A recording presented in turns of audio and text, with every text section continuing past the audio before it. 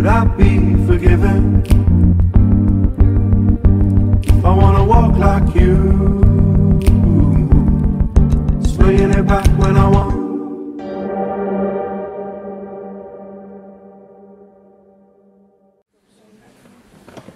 Au soutien d'un négatif, notre ami Maître Delvolvé.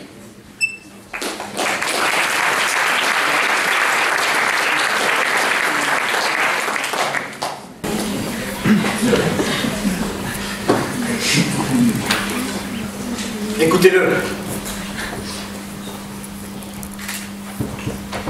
Écoutez-le. Écoutez-le. Vous l'entendez? Vous l'entendez?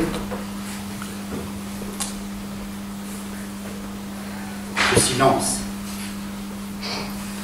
Ce silence qui précède le moment où l'accusé va prendre la parole.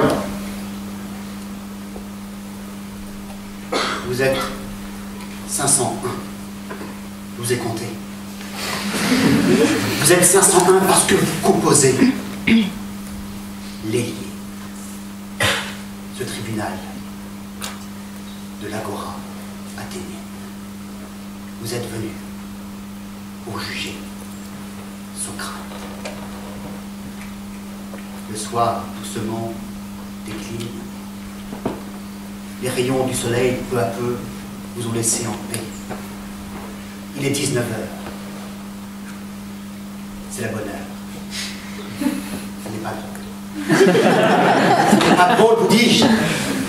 C'est le moment clé où vous devez vous poser la question suivante. Faut-il condamner Socrate parce que celui-ci a soutenu que l'éloquence n'était pas démocratique? Faut-il condamner à mort Socrate pour cela? Vous êtes réunis ce soir pour en délibérer. Socrate, tiens, ce soir, ça va être notre amitié vierge. Oui, parce que Xénophon disait de Socrate qu'il était né.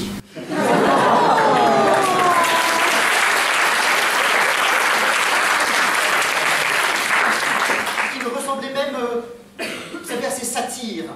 Ça, c'est Platon qui le dit. Bedonnant. Moche.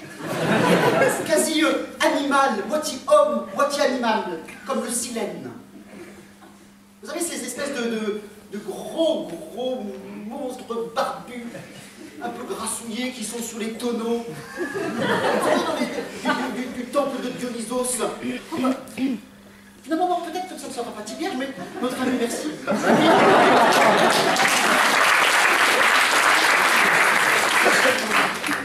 Ça détend un peu l'atmosphère lorsqu'on regarde Socrate. On se dit, cet homme l'est pourtant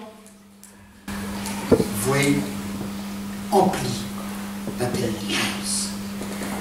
D'intelligence d'une grande, et notre ami nous l'a dit, d'une grande éloquence parce qu'il parlait d'abondance de cœur. Il parlait tellement d'abondance de cœur, on va le juger pour ce qu'il a dit.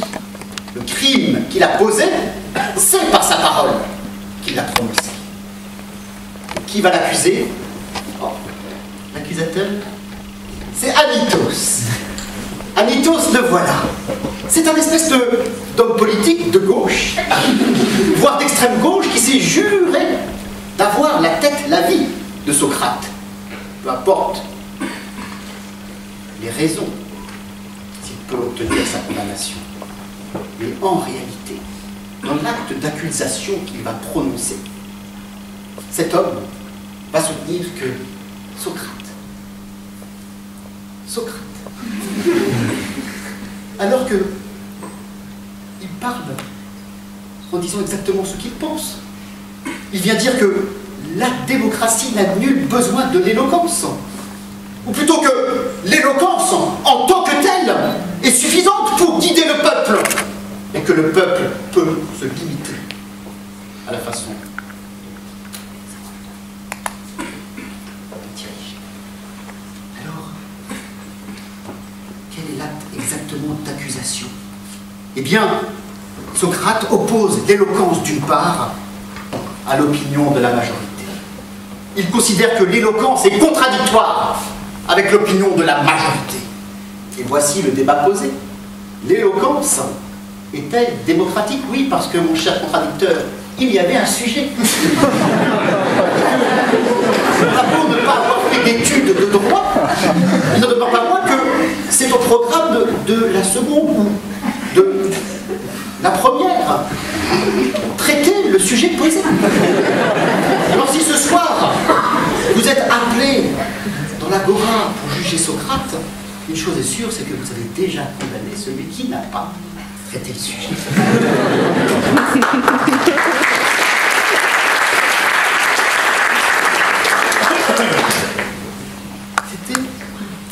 C'était l'exemple.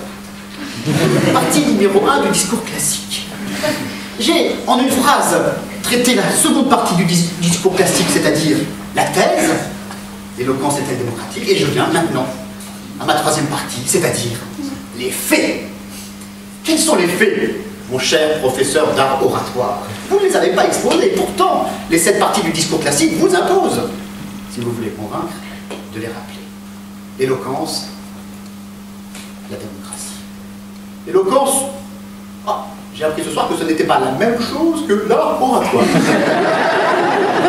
Je suis heureux d'apprendre, mais j'aurais bien aimé que vous développiez un tout petit peu cette idée, parce que pour moi, l'éloquence, l'art oratoire, c'est tout un.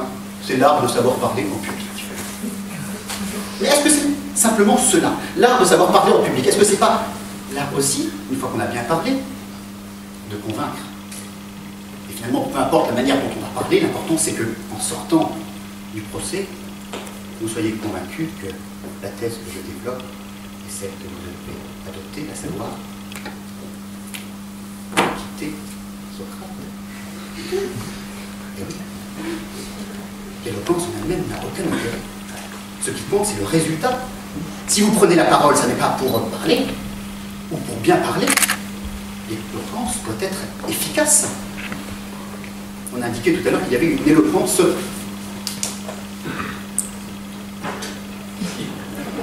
aidez-moi. Une éloquence universitaire. Qu'est-ce que ça signifie? Sinon le fait que cette éloquence a pour objet uniquement de convaincre les étudiants et de les amener à l'année suivante. Eh bien, dans l'éloquence judiciaire, c'est la même chose, c'est l'efficacité. Alors, quel est le rapport avec la démocratie? Parce qu'il faut bien définir les termes du sujet. La démocratie, c'est quoi? J'avais été très fort en droit constitutionnel, alors je vais reprendre mes notes. La démocratie est le régime politique qui donne au peuple le pouvoir de désigner ceux qui vont diriger le pays. Quel est le lien avec l'éloquence? La démocratie, c'est un régime politique. Y a-t-il un lien entre la démocratie, d'une part, et l'éloquence? J'ai bien compris qu'il y avait des orateurs dans la démocratie, si j'ai entendu votre démonstration, mais... Première question. Et là, j'annonce la démonstration. Première question. C'est donc ma 4e partie dans le discours classique. L'éloquence est-elle au service de la démocratie? La question est intéressante, vous auriez pu la traiter. Deuxième question, l'éloquence fait-elle de l'orateur un représentant du peuple? Vous avez esquissé le débat, mais sans véritablement l'affronter. Et enfin, le peuple, c'est vous. Avez-vous accès à l'éloquence? En d'autres termes, un jour peut-être serez-vous, non pas à ma place parce que je n'ai aucun mérite, mais à la place des grands orateurs de nos jours, parce qu'il en existe, malgré votre pessimisme.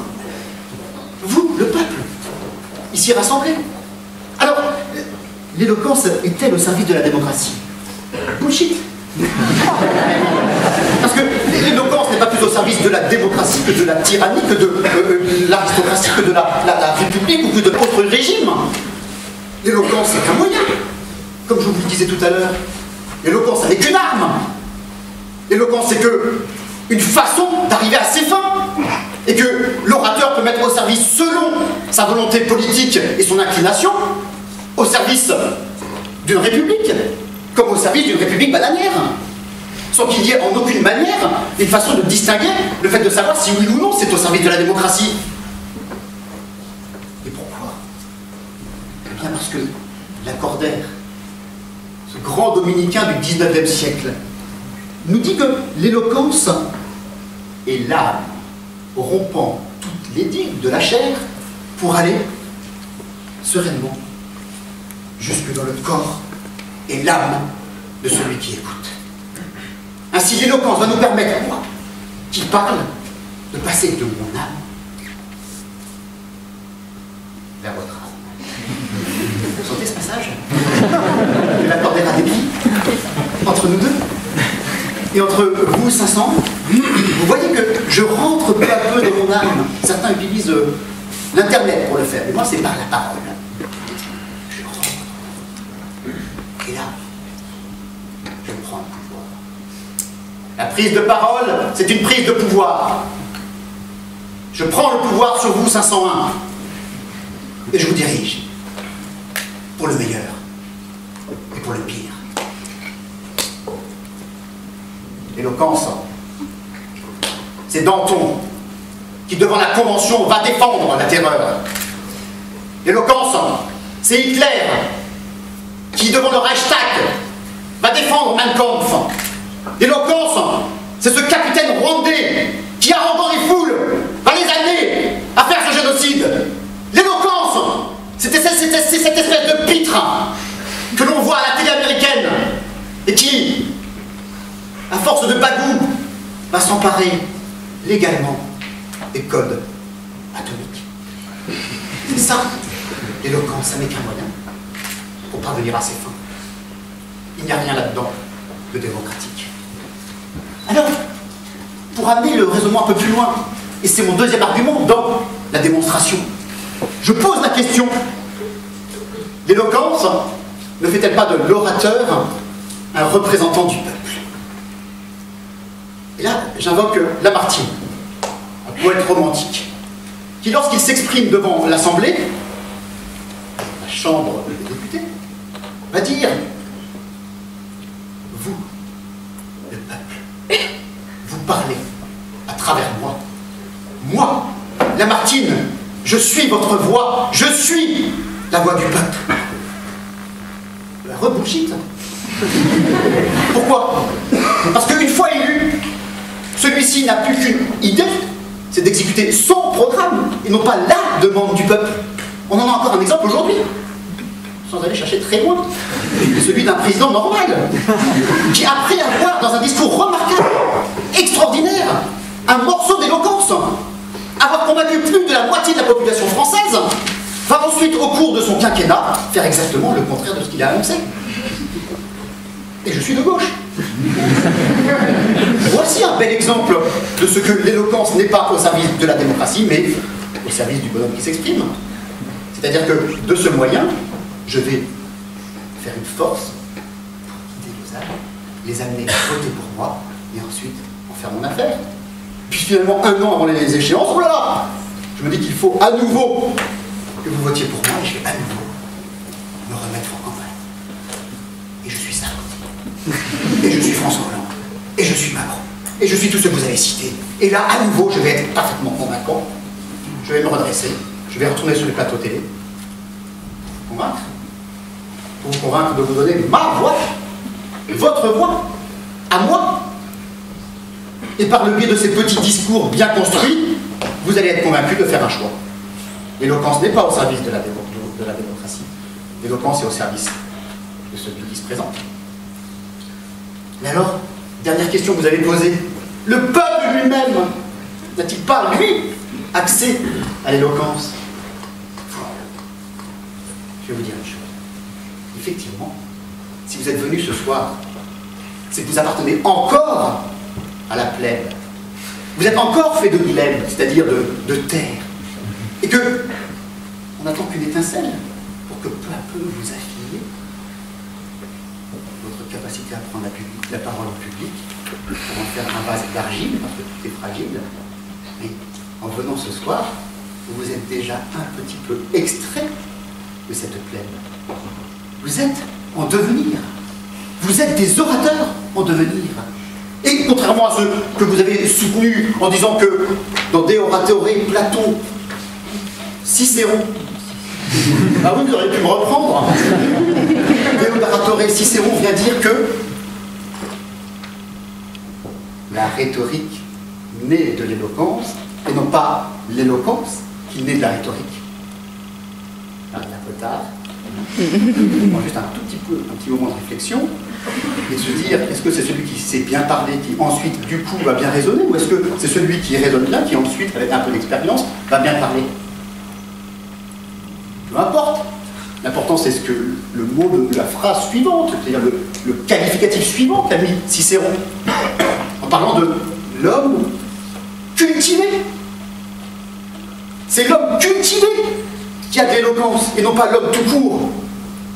Et c'est uniquement à force de travail sur vous-même, de travail culturel, ce qui n'est pas mon fort, mais de travail malgré tout, que l'on parvient peu à peu à mieux parler.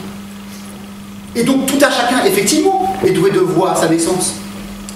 Mais tout à chacun est appelé à travailler sa prise de parole, à travailler les arguments, à travailler la construction, à travailler la prise de risque. Tout à l'heure, je voyais Stéphane André se lever là, sans note. Et je me suis dit intérieurement, je suis incapable de faire la même chose. Et je frémissais. Et intérieurement, je me disais, j'y vais ou j'y vais pas.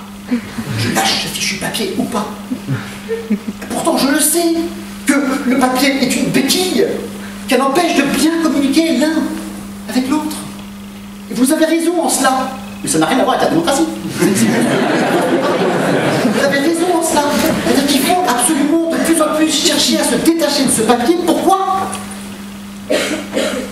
Pour être présent l'un à l'autre. Regardez. Regardez. On est présents l'un à l'autre. Pourtant vous êtes 501, je suis tout seul. Il se passe quelque chose entre nous. Entre chacun d'entre vous et moi, y compris avec Stéphane André, on échange quelque chose à l'instant. Et ça se travaille. Et c'est ce que dit Cicéron. Il faut travailler. Et travailler encore. Et prendre des risques de plus en plus. Parce que grâce à cela, petit à petit, on arrive à mieux parler. Et Dieu sait si j'ai encore du chemin. Alors, effectivement, il y a des aides pour s'extraire de ce peuple-là. Et effectivement, se rehausser un petit peu et avoir le droit de monter ces 4 marches. Quel chemin parcouru pour parvenir ici? Ça ne s'est fait pas en un jour. Ou ça ne s'est pas fait en un jour plutôt. Et non, ça ne s'est pas fait en un jour. Pourquoi? Première année de droit, Lysias. Extraordinaire. Un concours d'éloquence. Quel cadeau vous est fait. Allez-y, inscrivez-vous. Parce que grâce à Lysias, vous montez sur cette marche. Dès le premier discours. Pourquoi? Parce que c'est l'expérience unique, vécue, de prendre la parole devant un jury. Sans contrainte, sans examen, en toute liberté. Et là, en première année de droit, vous avez déjà fait un pas considérable parce que vous avez passé la barrière en disant je vais m'y frotter. L'éloquence, ça n'est pas des livres d'art oratoire. L'éloquence, c'est d'abord la confrontation à cette prise de parole. Ensuite, vous êtes devenu un bébé avocat. Vous ne savez rien faire. Vous allez aux audiences, vous barbouillez, vous bafouez, vous ne savez pas parler. Et puis s'offre à vous, Julien.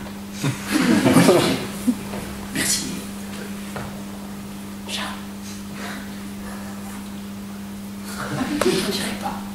S'offre à vous le bon de la conférence du vous n'en aviez jamais entendu parler auparavant. Et pourtant, vous comprenez qu'il se passe quelque chose dans ce concours. Vous y allez. Vous ratez. C'est pas grave. Pour commencer, 1 fois, 2 fois, 3 fois pour moi. Vous voyez, l'espoir est permis. Et là, vous obtenez le fait de rentrer à la conférence du stade. Le Graal.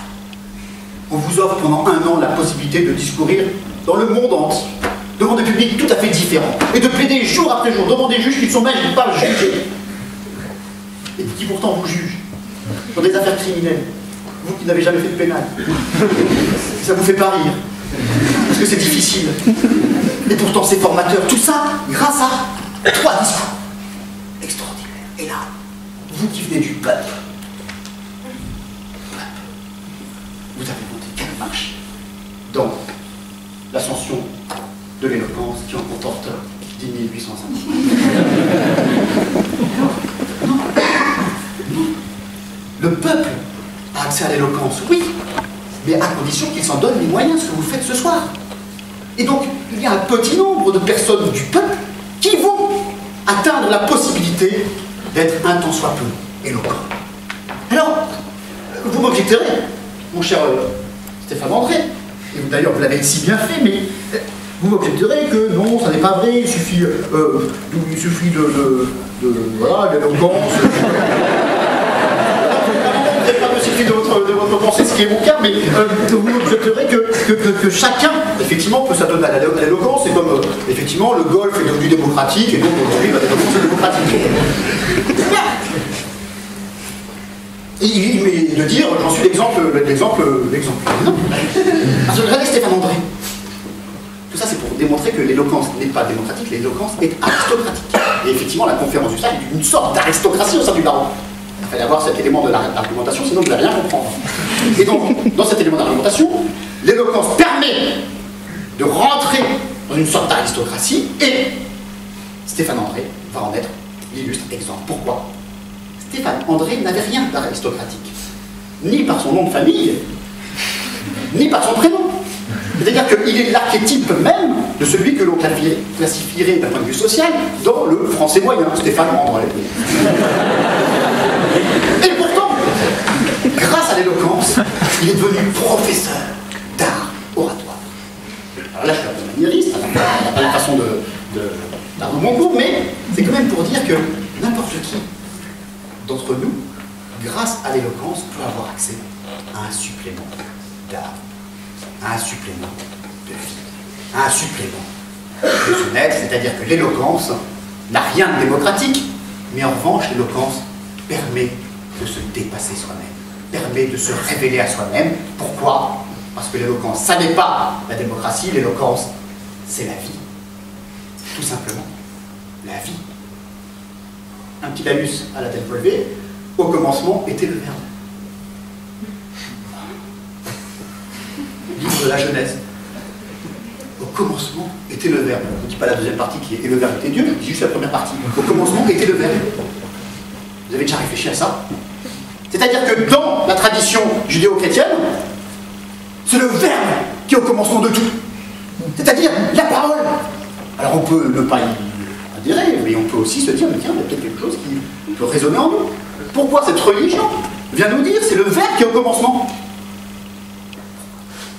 C'est parce que le Verbe c'est la vie. Et que tout un chacun est doué de parole, et que par la parole, il peut vivre pleinement sa vie. Et par conséquent, ça vaut le coup d'essayer.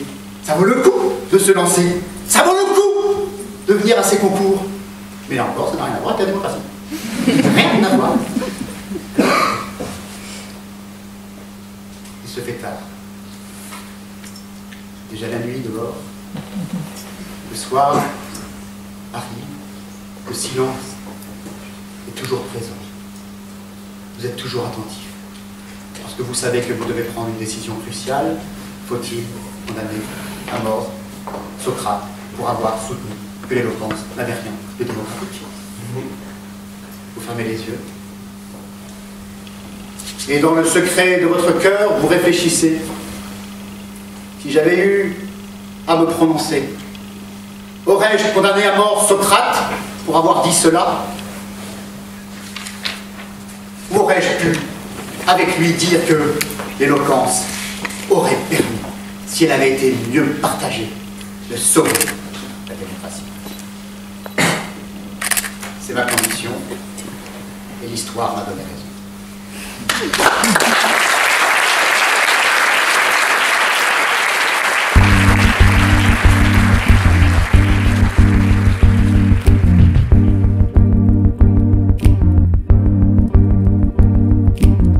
I still living. Tell me I'm wrong. Would I be forgiven? living. If I wanna walk like you, swinging it back when I